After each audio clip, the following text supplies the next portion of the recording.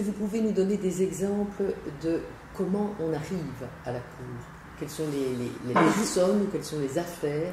Les juges ou les affaires? Non, les affaires. Les affaires, oui, ça c'est le plus important.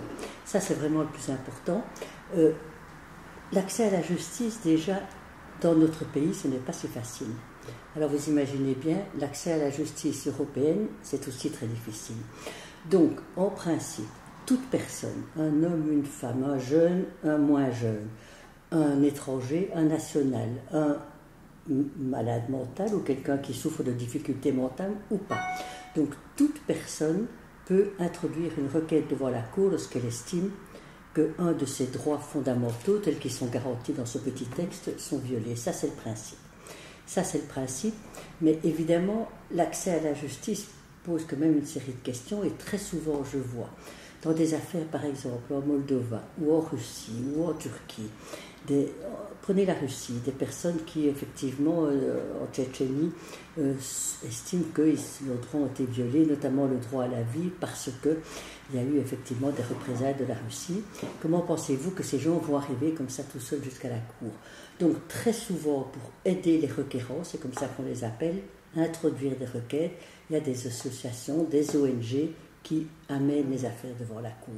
Mais donc le principe, c'est que tout le monde peut y arriver, tout le monde peut y arriver, mais souvent c'est aidé par des associations, voire des avocats, mais il n'y a pas de monopole des avocats. Donc c'est bien de continuer le principe que tout le monde a accès à la Cour européenne des droits de l'homme.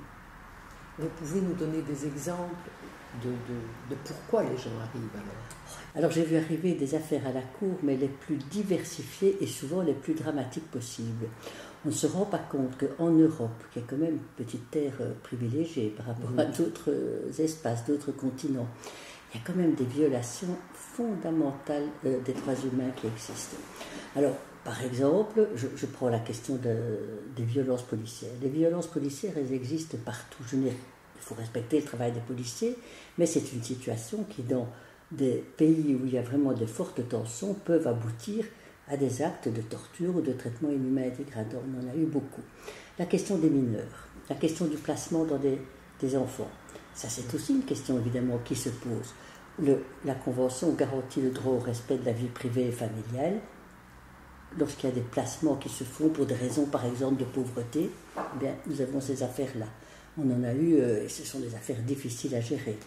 Les migrations, la question des migrations qui aujourd'hui pour moi est la question majeure, absolument majeure, et pardonnez-moi de le dire, mais il y a des années que je le pense et que je le vis, la question des migrations évidemment intervient devant la Cour, ça c'est certain. Ça c'est certain, lorsque l'on renvoie les fameux accords de Dublin, lorsque l'on renvoie des personnes dans les pays de premier accueil, parce qu'on a pris leurs empreintes digitales là, et que l'on sait qu'ils vont être gardés dans des conditions impossibles, eh bien là on doit dire non, il y a des clauses humanitaires qui doivent entrer en jeu. Donc on a des affaires sur le droit à la vie, sur l'interdit de la torture, même sur l'esclavage domestique, ça existe. Ce sont toutes ces dispositions de la Convention qui sont, je vais dire, heureusement qu'elles arrivent à la Cour pour qu'il y ait quand même une possibilité d'examen, et malheureusement, parce que ça montre qu'il y a quand même beaucoup de problèmes par rapport aux droits fondamentaux, la liberté d'expression. La liberté d'expression, c'est un droit fondamental parce que c'est le socle de la démocratie. Qu'est-ce qu'on fait excusez-moi. Qu'est-ce qu'on fait lorsqu'il y a un discours de haine? Est-ce que le discours de haine est garanti est protégé par la Convention? Donc vous voyez, on a comme ça toute une série d'affaires. Au début, je croyais que j'allais toutes les retenir. Maintenant, j'avoue que j'en oublie beaucoup. Mais le cœur, c'est qu'effectivement, ce sont chaque fois des questions cruciales qui posent des problèmes politiques, philosophiques, moraux, extrêmement, extrêmement difficile, extrêmement délicat, même si le texte, comme vous voyez, il est tout simple, tout petit, mais chaque mot compte et chaque mot peut faire l'objet d'une très longue interprétation. Puisqu'effectivement, on s'adresse quand même à des jeunes qui sont... alors là, la seule chose que je pourrais leur dire, c'est qu'ils soient extrêmement attentifs aux droits fondamentaux, aux droits humains, qui aujourd'hui sont quand même dans une situation de turbulence, ça c'est clair. Ça, c'est certain. On voit un peu partout l'indépendance des juges, la liberté d'expression, la question de la détention des mineurs. On voit toute une série de situations. Et donc, tout ce que je pourrais leur dire, c'est d'être attentif, de résister le plus possible, de faire partie de groupes ou d'associations qui peuvent les entourer dans ce genre de combat, disons-le. Vous savez, les droits de l'homme, il faut les droits humains, parce qu'il ne faut plus parler des droits de l'homme.